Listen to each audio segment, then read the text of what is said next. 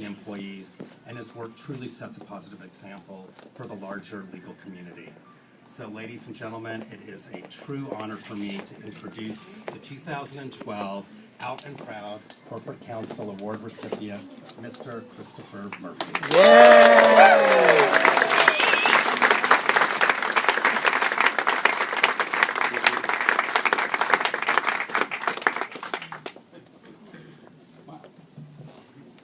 Just a few comments. I'm the one standing between you and another drink, so. Thank you, Dean, for that lovely introduction, and thank you, Darcy, and the National LGBT Bar Association for this honor. Thank you to my colleagues from DirecTV who are here with us tonight. Yay! And most of all, thank you to my husband, Dan, who is responsible for all the good things in my life.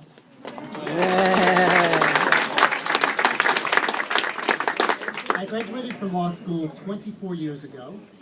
Much has changed for Out and Proud Counsel during those 2.5 decades. There wasn't even a formal gay and lesbian student group at Columbia when I was there. My first job out of law school was clerking for a federal judge. I'm sad to report I was not out and proud to him. But when I went to Debevoise and Plimpton, I was, and there were a few out associates, but every gay partner was carefully closeted. Besides dragging Dan to every firm dinner and summer outing and introducing him as my partner, I helped nudge LGBT equality forward a little bit by having the firm adopt a policy for providing benefits to domestic partners of gay and lesbian employees.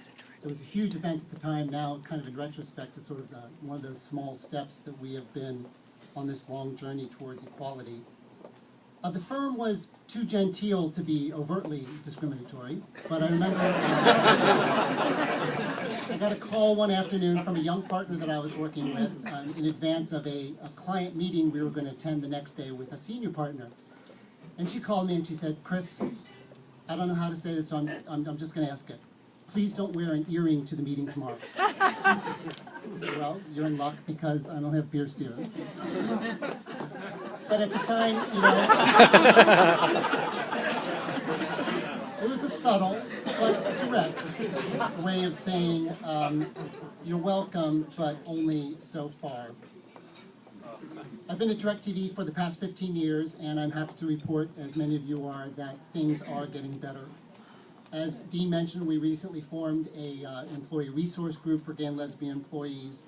We're focusing on employee development, mentoring, community involvement, and opportunities to market to LGBT consumers. The formation of the group is one small part of what I think is sort of an overall initiative at the company to really focus on training and developing our employees, to inspire them to be fully engaged and working at their highest potential.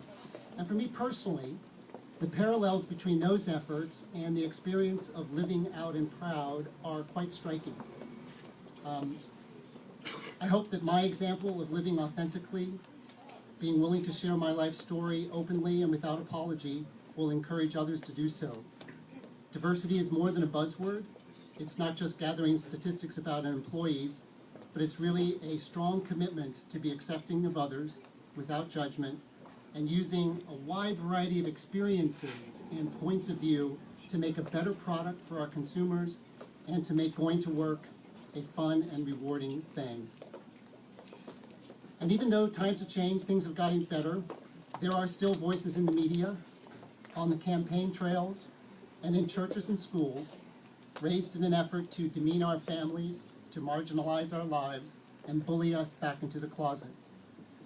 But I remain optimistic that through the good work of organizations like the National LGBT Bar Association, the commitment of companies such as DirecTV, and the law firms who are represented here tonight, the arc of history will indeed bend toward justice. Thanks again. Thank you. Yay.